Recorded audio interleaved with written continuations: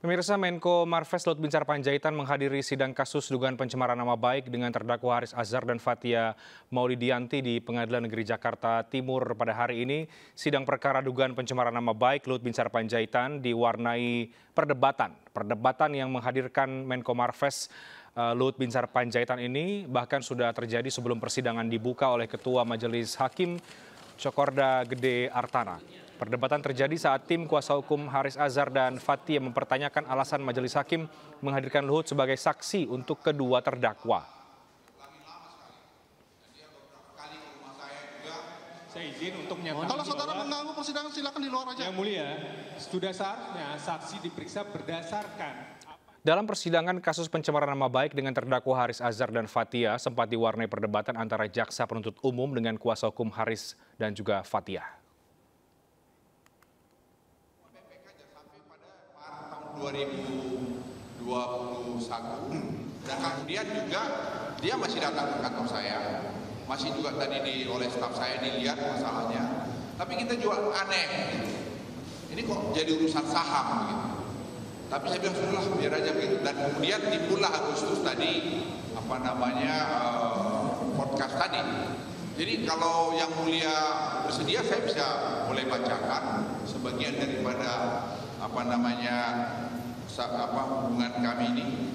Ini saya pikir saya ada yang sudah saya print out kalau yang mulia memang butuh, atau kalau mau yang mulia baca sedikit saya kira bisa juga. Kalau boleh yang mulia saya tunjukkan sebagian. Boleh ditunjukkan oleh majelis keberatan majelis. Bisa. Sudah. Majelis. Majelis. Sudah dihadapkan. Majelis. Sudah saya. Tidak ada relevansinya dengan peristiwa majelis. Ya sudah. Hubungan personal tidak ada relevansinya dengan peristiwa. Tolong itu dicatat, terima kasih. Kami ingin menggali. Majelis, sekalian saya izin ke toilet, majelis sudah tidak tahan, mohon maaf. Kami ingin menggali latar belakang terjadinya peristiwa ini. Karena tadi saksi itu jelaskan, Maret 2021 ada komunikasi terkait dengan saham-saham tahapan di Papua dan tidak diladeni. Kemudian bulan Agustus keluarlah video itu. Kami ingin mencari tahu apakah ada korelasinya. Keberatan yang mulia, keberatan. Baik, bahwa apa yang disampaikan jaksa merupakan asumsi yang kemudian dibangun. Gimana nih? Saudara mau ngomong? Kok asumsi bagaimana? Kami keberatan yang mulia. Sebentar dulu, sudah. Kami keberatan atas pertanyaan jaksa yang mulia bahwa hal tersebut adalah asumsi yang dibangun jaksa untuk menggiring opini publik. Tidak masalah, karena dia menanyakan hubungan sebenarnya saksi ini dengan saudara Haris ini hubungannya baik, dari dulu baik. Itu loh, cuma nanya seperti itu aja. Hubungannya bagaimana? Sebetulnya baik hubungannya. Tapi ya kok ada seperti ini gitu loh, itu aja kan ada konteksnya, ada kolorasinya. Ya, kemudian seolah-olah menyimpulkan ada permasalahan dan kemudian timbul video tersebut. Itu yang kami keberatan yang mulia. Ini asumsi yang kemudian dibangun oleh jaksa penuntut umum. Mungkin memang ada, makanya di situ berpikir negatif. Kami hanya mau menggali. Ya, kami keberatan atas pertanyaan tersebut. Silakan pertanyaan yang lain yang saya dengan konteks. Terima kasih yang mulia. Bolehkah ditunjukkan percakapan-percakapan itu untuk bisa dilihat korelasinya? Saya kita sudah di print out ya? Sudah ada. Sudah ada print outnya? Apakah saksi bawa print outnya? Bagaimana? Print out. Ada print out. Oh iya. Bolehkah ditunjukkan ya? Atau minta dibacakan saja oleh saksi? Boleh ditunjukkan ke sini. Keberatan yang mulia. Keberatan. Ke sini tuh. Yang mulia. Saudara-saudara datang. Silakan. Yang mulia sudah ke situ. Silakan. Mau menunjukkan. Iya, tadi adalah sebagian dari beberapa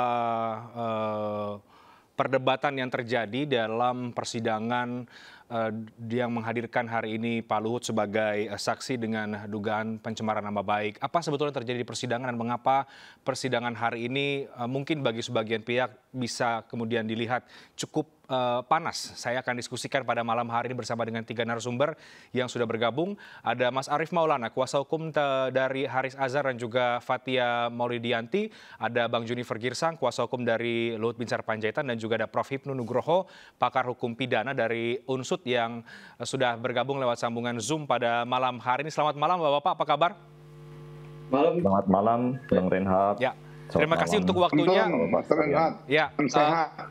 baik. Tadi publik sudah menyaksikan bagaimana persidangan hari ini yang cukup mencuri perhatian karena ada sejumlah interupsi dan pernyataan-pernyataan yang cukup menarik baik dari Pak Luhut dan juga dari jaksa dan juga dari tim kuasa hukum. Saya mau ke Mas Arief terlebih dahulu. Mas Arief, tampaknya ada banyak poin-poin keberatan, interupsi yang dilayangkan oleh kubu Anda. Apa yang menjadi keberatan sebetulnya dalam persidangan hari ini termasuk kehadiran Pak Luhut sebagai saksi? Baik, terima kasih Bang Reinhardt. Jadi pertama saya perlu sampaikan, perdebatan itu muncul, persoalan itu muncul bukan hanya ketika di persidangan, tetapi bahkan sejak ketika persidangan akan dimulai. Kalau Bang Reinhardt atau mungkin teman-teman media yang hadir di sana tadi mengikuti secara utuh, begitu ya. Jadi pengadilan itu betul-betul penuh dengan, bisa dibilang ya, aparat penegak hukum, aparat kepolisian, kemudian di sana kami melihat bahkan ada BRIMOB, kemudian ada tentara, ya, dan pengadilan ini seolah-olah hanya untuk Pak Luhut, gitu ya. Ya, kita tidak melihat ini pengadilan rakyat, bahkan sidang-sidang yang lain nggak ada.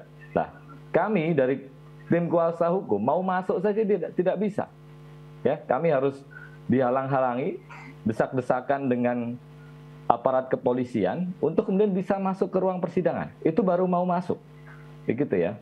Bahkan teman-teman kan banyak juga yang kemudian warga negara, masyarakat yang kemudian ingin menyaksikan langsung persidangan ini di pengadilan, tidak bisa. Itu yang pertama, ya, yang perlu kami sampaikan. Yang kedua, kami harus sampaikan ini sidang betul-betul istimewa sekali hari ini, ya, karena Pak Luhut menjadi saksi. Pertama, jadwal sidang ini kan yang menentukan bukan pengadilan, tapi atas permintaan kemudian Pak Luhut melalui kuasa hukumnya yang kemudian disetujui di tanggal ini. Padahal hakim, tim kuasa hukum dan jaksa punya kesepakatan. Kita akan sidang setiap hari Senin, gitu ya. Harusnya sidang hari Senin. Itu pun kemudian kita lihat ya di tanggal 29 yang lalu, ya kita tidak, alasan untuk tidak hadir juga ternyata tidak sesuai antara apa yang disampaikan dengan faktanya. Apa yang disampaikan di luar negeri tapi faktanya kemudian di Indonesia. Ya. Bahkan ada banyak buktinya. Nah, itu yang kedua. Terus kemudian yang ketiga. Jadi sejak awal kami meminta sidang Fathia dan Haris itu dilakukan pemeriksaan secara bersamaan, ya, sehingga nanti ketika periksa saksi, periksa ahli itu kemudian efektif, efisien, sebagaimana prinsip peradilan yang sederhana, cepat dan biaya ringan. Tapi itu ditolak, ya, karena memang sejak awal jaksa melakukan penuntutan secara terpisah, ya. Kami meminta harusnya digabung supaya efektif, efisien, ditolak ya oleh hakim. Tapi anehnya, istimewanya, untuk sidangnya Pak Luhut, ini kemudian diminta digabung. Ya, disitulah kami kemudian tadi menyampaikan banyak catatan, banyak masukan kepada Yang Mulia untuk konsisten dengan apa yang kemudian sudah disepakati, dengan apa yang kemudian sudah diputuskan. Tidak berubah-ubah dan diskriminatif seperti itu. Baik, Mas Arief, saya potong. Jadi Anda mulanya, ya. Jadi Anda merasa sidang ini menspesialkan Pak Luhut dan mempertanyakan posisi Pak Luhut yang menjadi saksi. Tadi kan juga dibahas ya dalam persidangan ya? Iya, betul. Jadi sidang hari ini itu betul-betul kami melihat pengamanannya sangat berlebihan. Bahkan kami sebagai kuasa hukum tidak menjalankan kewajiban, tidak dapat menjalankan kewajiban kami dengan mudah, begitu ya. Kami masuk pagar persidangan saja, pagar pengadilan saja, itu dihalang-halangi. Kemudian harus diperiksa oleh aparat kepolisian apa yang kita bawa. Nah, ini pertanyaan kami, ini pengadilan atau kantor polisi? Atau kantor kementerian negara. Ya, ini kami tidak melihat suasana pengadilan hari ini. Jadi bahkan kemudian masyarakat yang ingin menyaksikan jalannya persidangan itu baru kemudian bisa, ya, ya setelah proses persidangan kita melakukan protes, itu pun hanya dibatasi. Ya, ini kami juga mempertanyakan itu. Sama satu lagi. Jadi kami di tim kuasa hukum itu ada lebih dari 20 orang, ya. Dan hari ini yang hadir kurang lebih 17 orang. Tapi kemudian kami dibatasi yang kemudian hanya bisa melakukan pembelaan, menjadi kuasa hukum di dalam proses persidangan itu hanya 12 orang. Jadi karena alasan teknis, nggak ada kursi. Itu saja. Oke. Bang Junifer, benarkah bahwa persidangan hari ini sesuai dengan request klien Anda? Karena tadi Mas Arief katakan ini seperti menspesialkan Pak Luhut yang dihadirkan sebagai saksi, Bang Junifer. Enggak lah, spesial apa? Apa yang dialamin oleh semua orang yang hadir, jangan sama sulit masuk. Sendiri sulit juga itu masyarakat untuk menghadiri. Ada kesan selama ini teman-teman atau rekan-rekan pengacara ini, Pak Luhut ini, klien kami ini seakan-akan tidak mau hadir di persidangan. Ya, tidak benar. Ini nggak benar. Ya, ini bisa kita buktikan. Hari ini Pak Luhut itu hadir jam 8.30. Pengacara belum datang, jaksa belum datang, kita sudah hadir. Ya, untuk menunjukkan bahwa beliau itu patuh terhadap apa yang dipesankan bahwa akan hadir tanggal 8. Kemudian tadi saya tidak dengar Arief ini menanyakan kenapa tidak hadir tanggal 29. Sekarang baru ditanya, aturannya pada saat persidangan ditanya, Mas. Supaya Pak Luhut bisa menjelaskan alasannya tidak hadir. Sebetulnya kalau advokat ataupun rekan-rekan pengacara beracara di pengadilan, yang gimmick-gimmick begini tidak perlu dimasalahkan. Yang perlu dimasalahkan adalah substansi ataupun materi perkara. Nah, oleh karenanya tadi persidangan itu saya sangat appreciate juga kepada Pak Luhut. Tahan Pak Luhut, sidang 8.30 kok sidangnya sampai jam 10.15 belum bisa dilaksanakan. Kami nggak bisa masuk karena antusiasme masyarakat. Malahan kita yang meminta segera masuk, ya segera masuk, dan akhirnya kita bisa masuk. Nah, ini catatannya. Nah, kemudian yang kedua mengenai persidangan yang tadi, saya juga mohon maaf, segala maaf kepada rekan-rekan saya pengacara. Saya ini kan pengurus organisasi, jadi saya melihat dari sikap-sikap rekan-rekan saya tadi itu, saya malu juga, ya, tidak menjalankan profesi secara baik. Ada yang berdiri, ada yang berteriak-teriak. Sebetulnya tidak perlu begitu, ya toh, duduk aja baik, bertanya dengan baik. Kemudian ada yang jalan-jalan di persidangan, kemudian ada yang tiba-tiba minta izin ke kamar mandi baru bicara. Sebetulnya tidak menghormati, tetapi ini karena saya anggap ini adalah para masih baru belajar, dalam arti kata sedang menggali ilmu, saya bisa pahami. Tetapi saya kira kita harus hargai dan hormati pengadilan. Semua tadi penonton malahan kritik saya, bagaimana ini regenerasi di advokat kok jadi kacau balau ini begitu ya. Tetapi udahlah, kita tidak perlu permasalahkan, itu sudah kejadian. Saya juga sekali lagi sangat kecewa terhadap situasi persidangan yang tidak terhormat itu. Kemudian yang kedua, ada hal yang sangat signifikan tadi ditayangkan mengenai yang disebut tadi disebut masalah Pak Luhut menyampaikan komunikasi, ya, ditanyakan komunikasi. Ini sebetulnya menjadi satu trigger yang menjadi pertanyaan Pak Luhut. Begini ceritanya.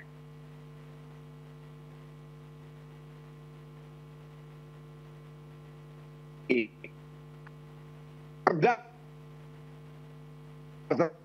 sebetulnya akan punya hubungannya selama ini juga positif, kemudian juga sering membantu Arief, dan itu dibuktikan saling berkunjung, begitu ya, saling berkunjung.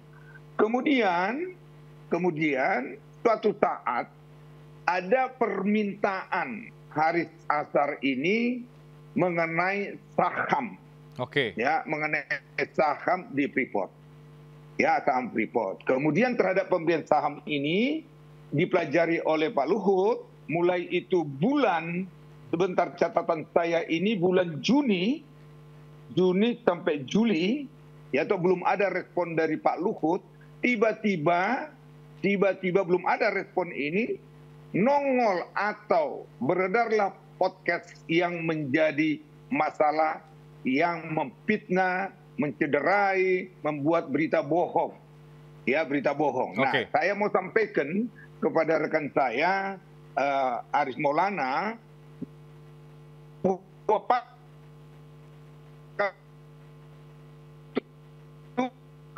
itu Undang-Undang IT pasal 3, pasal 43, ke 46 yaitu berita bohong. Barulah pasal 310, 311. Artinya apa? Kami mau menyatakan podcast yang disampaikan itu adalah delik fitnah pencemaran, berita bohong, kemudian melanggar undang-undang IT. Seharusnya ini yang menjadi fokus rekan-rekanku di dalam melakukan pembelaan. Begitu ya. Nah, tadi jaksa itu tegas menyatakan dia harus cari apa sih motif daripada Haris Azhar ini yang hubungannya baik selama ini membantu. Makanya dicermatin, oh ternyata ada permintaan yang diduga ini menjadi topik trigger, makanya terjadi podcast ini. Nah, itulah kira-kira gambarannya. Baik.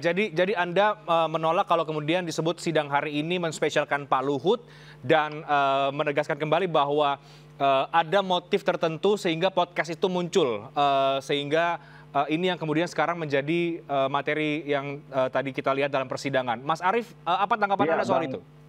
Bang Rehat, saya kira luar biasa sekali memang Bang Junifer tadi menilai bahwa rekan-rekannya yang menjadi kuasa hukum Haris Fathia dinyatakan sedang belajar. Memang ya ini kita bicara dengan Bang Junifer ya bolehlah kemudian beliau sampaikan seperti itu. Tapi beliau tidak memahami bahwa bagaimana seorang advokat itu bisa bekerja, yang itu mandat undang-undang loh Bang Junifer. Ketika kemudian mereka tidak boleh duduk, ya tidak diberikan tempat duduk, bukankah itu melecehkan wibawa advokat? Oke, jadi itu bukan gimmick ya, menurut Anda itu bukan gimmick-gimmick loh. Organisasi advokat loh, malah kemudian kok merendahkan teman-teman sesama advokat. Saya tidak paham itu. Itu yang pertama. Ya, yang selanjutnya, yang kedua, kalau Bang Junifer datang tadi dari awal, Bang Junifer akan kemudian kalau memperhatikan betul ya proses persidangan.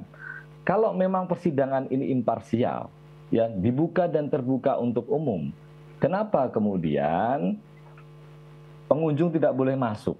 Ya. Kemudian yang kedua, ya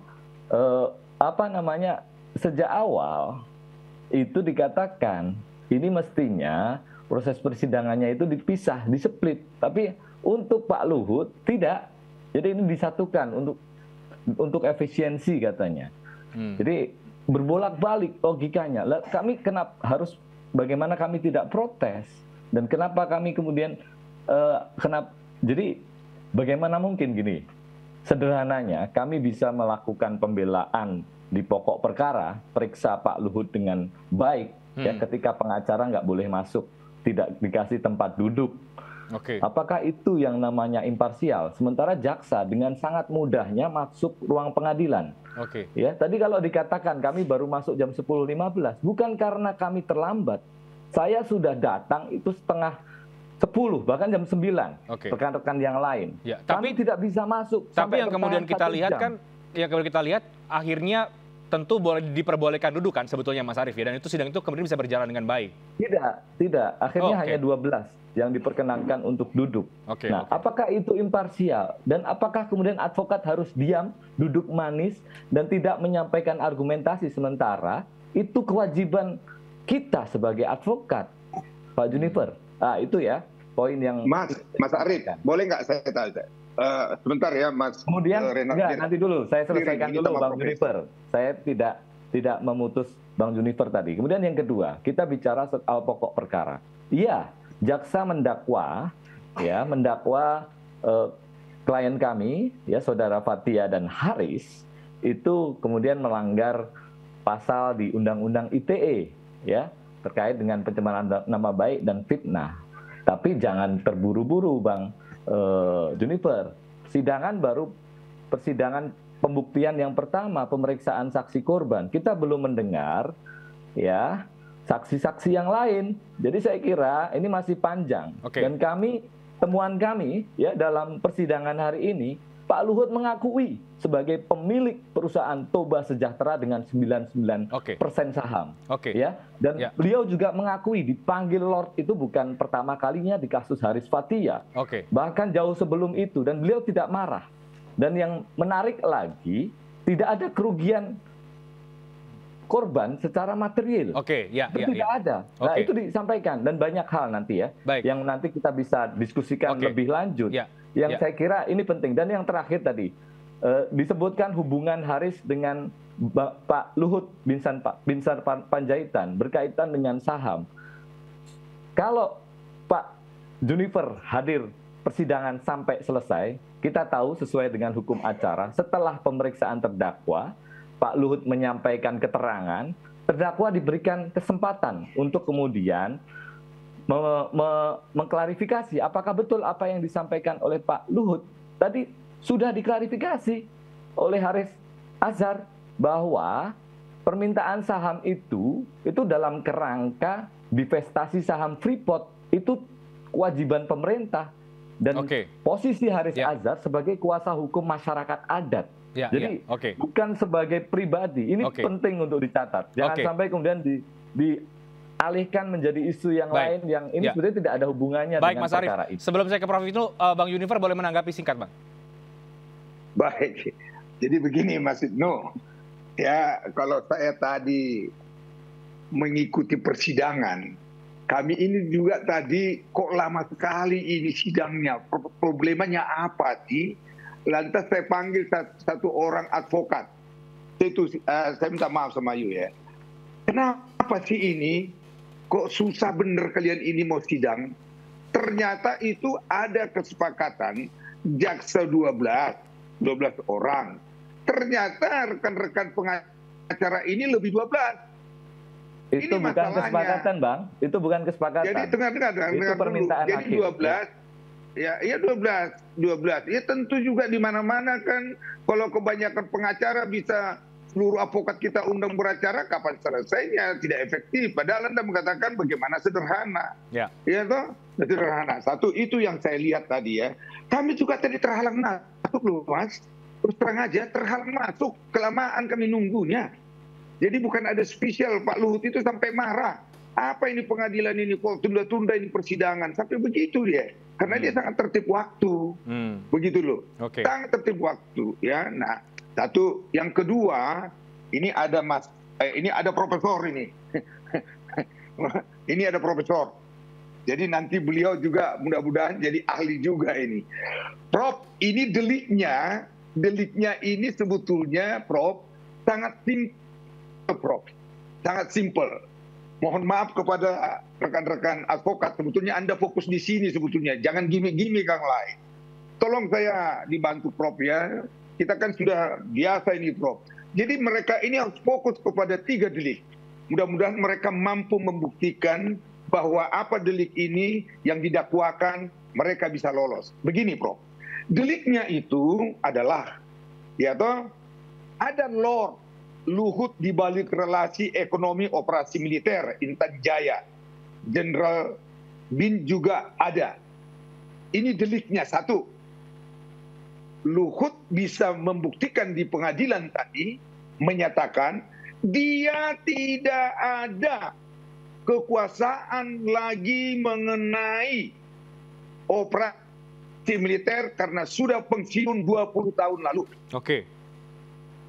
Nah, satu, ya dibuktikan. Ini pengacaranya saya lihat tidak, mohon maaf sekali lagi, pengacaranya diam aja Prof. Gitu loh.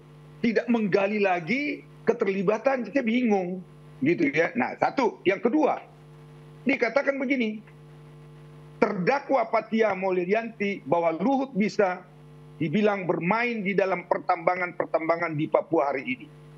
Luhut bisa membuktikan dia tidak ada konsesi dan dia tidak ada iup di sana. bagaimana disebut bermain tambang-tambang konsesi? Iya kan?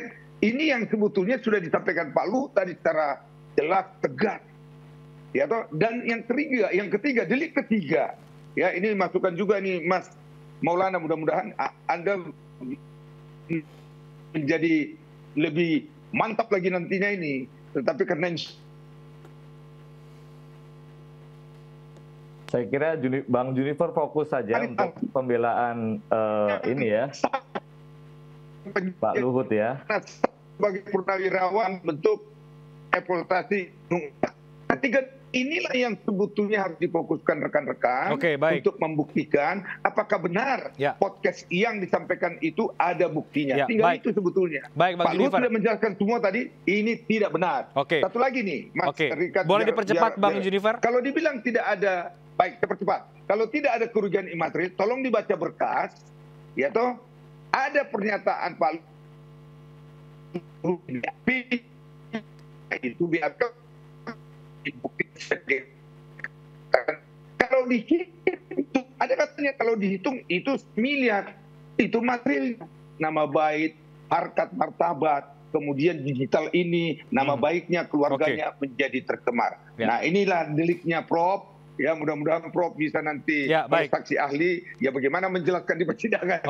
Baik, Bang Junifer dan Mas Arief tahan dulu, saya harus minta pandangan Prof Hipnu. Prof, secara substansi perkara pada hari ini dan juga mekanisme persidangan, apa yang menjadi catatan Anda dari persidangan yang hari ini cukup menyita perhatian publik, Prof? Ya, saya tidak masuk materi Mas Arief, Bang Junifer ya. Prinsip peradilan kalau kita lihat dalam suatu persidangan adalah prinsip persidangan yang berdasarkan pada terbuka untuk umum. Artinya memang kalau kita melihat sidang tadi, ada kekhawatiran dari lembaga peradilan, kondisi chaos, tampaknya seperti itu. Nah itu yang menjadikan suatu perhatian. Karena suatu kondisi chaos, ada persiapan-persiapan pengamanan yang kadang-kadang terlalu berlebihan. Ini paham, kami sebagai orang luar. Tapi terkait dengan persidangan, bahwa asas persidangan itu adalah asas akusat, menempatkan seseorang sebagai subjek yang sama, bukan sebagai objek. Oleh karena itu kalau kita lihat tadi, perdebatan tadi bukan panas tapi dinamis. Kami sebagai dosen di Fakultas Hukum itu ada namanya mata kuliah praktek kemahiran hukum. Nah, ini bagian dari praktek kemahiran hukum. Bagaimana dinamisnya teman-teman Mas Arief, bagaimana dinamisnya teman-teman jaksa, termasuk juga adalah hakim. Posisi yang beda antara majelis hakim objektif hukumnya, objektif perkaranya, posisi yang beda antara jaksa subjektif hukumnya karena mewakili masyarakat, mewakili korban, tapi harus objektif hukumnya. Posisi penasihat hukum Mas Arief adalah objektif hukumnya, subjektif perkaranya. Kondisi ini harus dipertemukan dalam rangka mencari kebenaran material. Nah, disinilah saya melihat sangat dinamis sekali teman-teman Mas Arief bagaimana mengupayakan sebagai subjek yang mewakili terdakwa. Itu demikian sangat hebatnya. Demikian juga penasihat hukum. Nah, kayaknya malah majelis yang agak sedikit goyah ya. Karena apa? Kalau kita lihat di dalam suatu peradilan, 3 kunci yang harus dilihat. Bahwa adakah suatu pertanyaan yang tidak senonoh? Tadi tidak ada. Adakah suatu pertanyaan tidak relevan? Nah, ini yang kadang-kadang kurang fokus tadi. Sehingga sampai mulur-mulur tidak karuan. Kan gitu. Adakah suatu pertanyaan yang tidak ada kaitannya? Kita nggak ada. Lah, kondisi ini harus paham. Oleh karena itu perdebatan itu harus strict sehingga mencapai suatu kebenaran material. Tapi itu kalau asas akusat yang dipakai. Tapi kalau menurut Prof Hipnu, adakah tadi pertanyaan-pertanyaan yang tidak relevan sehingga membuat sidang tidak efektif? Ada. Jadi tadi maksudnya begini, sebetulnya pencemaran nama baik itu kan delik subjektif, delik aduan. Ketika seseorang merasa terlecehkan, pencemaran nama baik, itulah yang dihadirkan. Kan begitu kan. Nah, ketika merasa ada suatu rasa kehormatan, itulah yang dilindungi undang. Makanya delik merupakan delik aduan yang dalam aturan implementasi terjemahan terakhir itu si korban harus melaporkan tersendiri. Yang tadinya enggak. Atasannya boleh. Nah, makanya kemarin Pak Luhut. Lah, ini suatu yang baik sekali. Lah, ini sebetulnya yang menjadikan perdebatan tadi memang betul itu kan baru pada pernyataan si korban. Klarifikasi ya, tapi kan terhadap objek terhadap pencemaran baik itu yang belum muncul. Gitu. Tapi yang satu kali ini saya tinggal penyelesaian. Bang Junifer, Mas Arief, tadi saya melihat pas seminar ya, itu kelihatannya Pak Luhut sama sudah salaman loh ya, salaman baik. Itu sebetulnya harusnya diteruskan oleh majelis, selesaikan dengan mediasi penal. Selesai, asas cepat. Jadi tidak langsung pada masuk sana. Karena perkembangan hukum sekarang itu sebagai tindakan hukum itu sebagai ultimum remedium. Mediasi penal itu ada di mana-mana. Justice of Amanirum. Jadi ketika sudah selesai, gimana Pak Luhut? Diteruskan nggak salaman ini? Selesai ya, Pak Arief selesailah penetapan nggak jadi sidang. Oh itu luar biasa gitu. Oke, menurut Anda ada peluang kemudian ini bisa diselesaikan secara mediasi misalnya? Mas, ya tergantung. Tergantung dari kuasa hukum, Pak Luhut gimana, Pak Arief juga gimana. Ini memang ada dua mediasi itu harus dua kubu. Kalau nggak bisa. Tapi ketika salaman baik, itu kenapa tadi tidak diteruskan? Gimana kalau seandainya berlanjut? Kan koma gitu kan, lanjut lah. Tapi ternyata tidak tadi. Baik, Bang Junifer sudah senyum-senyum. Apakah memang ada peluang ke depan ada mediasi? Karena tadi Pak Luhut juga mengatakan ya nanti lihat saja di peradilan kalau kemudian mau ada upaya damai ya. Saya akan diskusikan nanti usai jeda. Kita break dulu sebentar ya Bapak-Bapak. Kami akan segera kembali sesaat lagi. Tetap di MNC News Prime.